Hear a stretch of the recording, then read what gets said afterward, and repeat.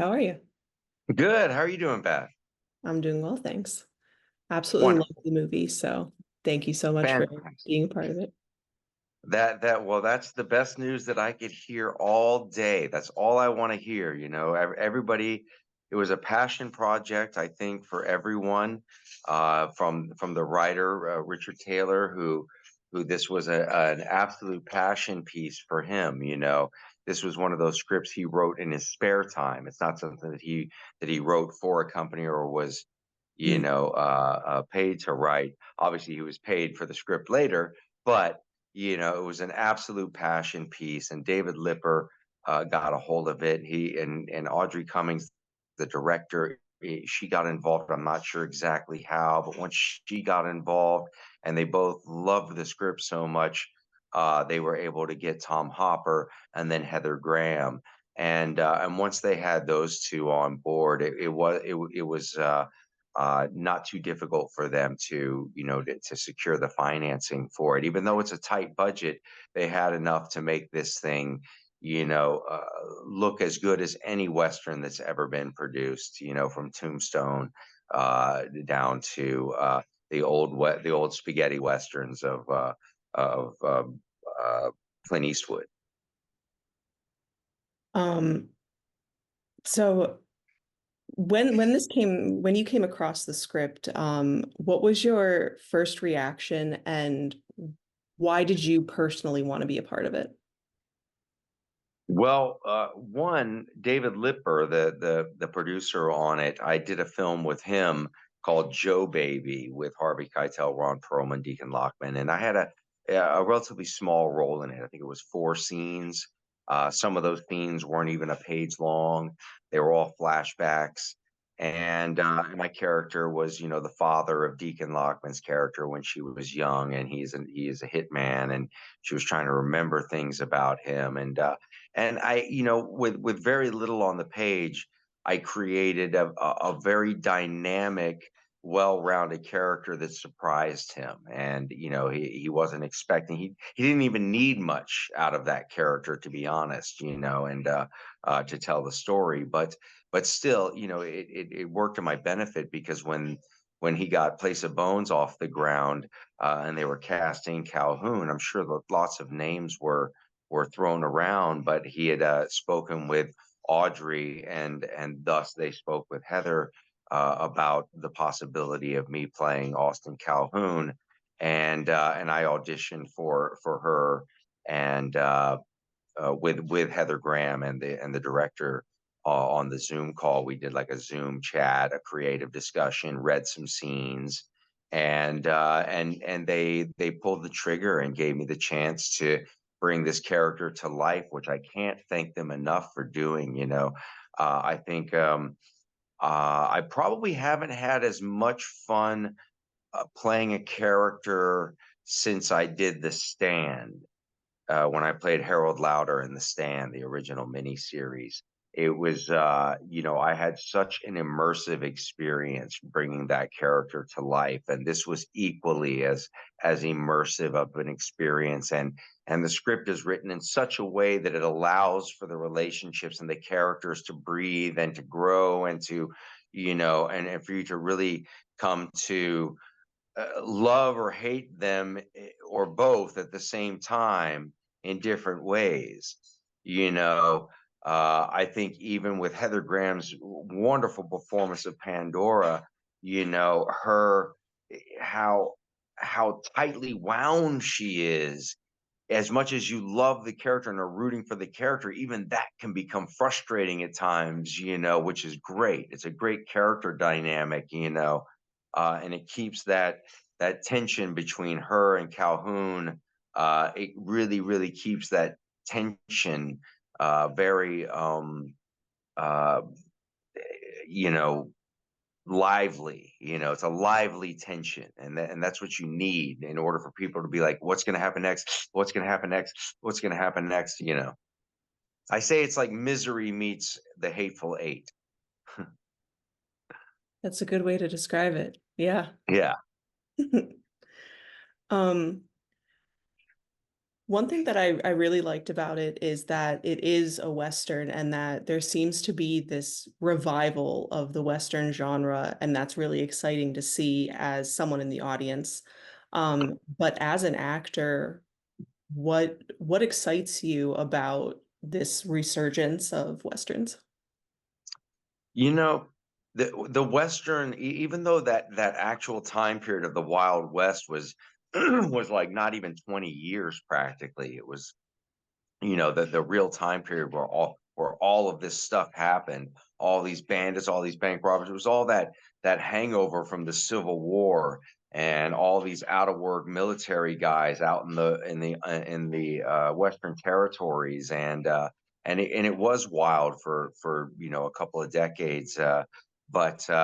But that's a pretty short time period for how long it seems when you're watching the movies and stuff. It feel like it went on for 100 years. Mhm.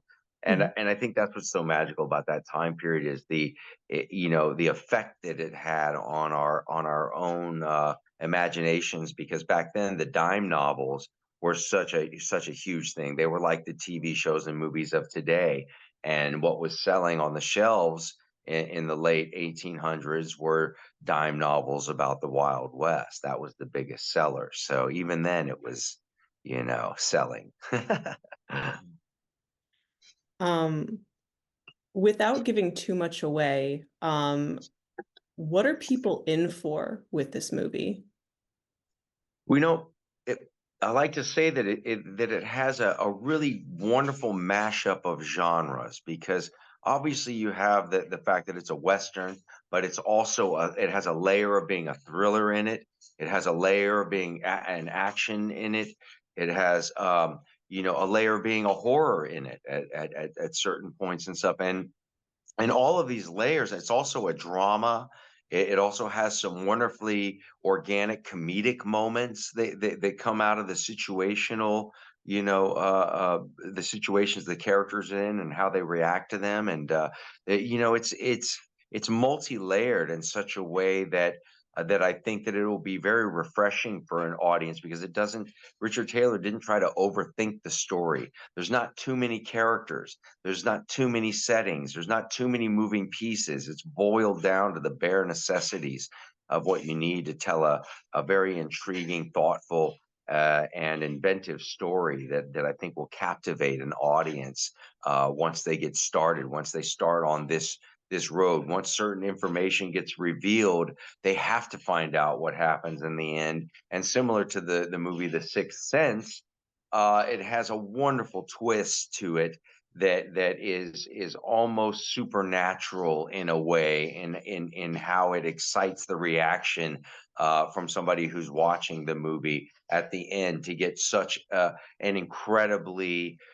genuinely surprising twist that changes the dynamics of everything you just watched. And to have something like that happen, like with what happened in for me when I watched The Sixth Sense, to have that huge aha moment is so exceptional when you're watching a film, and so rarely does it happen. And that really is a lot due to the how well directed this was by Audrey Cummings, and how well written it was, by Richard Taylor. And they it was so intricately built up to these points of revelation that I think audiences of all ilk will enjoy it. I agree 100%. And that actually is kind of my next question is like, what was your reaction? Like, did you even have a clue of what was coming? No, no idea. I was absolutely in love with the script, regardless. And when I was first reading the script, before I ever even got to that, and if I remember correctly, I think when I got to that to the revelatory point in it, I'm pretty sure I called David right away and was just, if not, I called him the next day, but was like, "What?" Like, genius, absolutely genius. everything suddenly made sense to me. Why he was so passionate about making this movie, why Richard Taylor was so proud of his script, why Heather Graham was so excited to sign on board, why Tom Hopper was so, excited that he wanted to be one of the executive producers on it, So, you have a lot of enthusiasm behind this movie internally, even though it's a small, considered really an indie film. I don't know if if this had gone through the studio system, if it would have turned out how special it is. And with all of the different actors involved, from obviously Tom Hopper and Heather Graham with their magical performances, but Brielle Robillard, who plays Heather Graham's daughter, and it is absolutely incredible. And all the rest of the list of the bad guys, Gatlin Griffin and Zachary Keller, those guys are great. Cowboy Cerrone just knocks it home with this absolute rough, tough badass without even really having to do anything except get up and walk to a horse. And you're like, eesh. And then a Ray Abruzzo coming in playing the old Wild West pimp. I mean, Ray Abruzzo's character, for being a cameo role, he just brought it home. He knocked a home run with that character. I still recite his lines.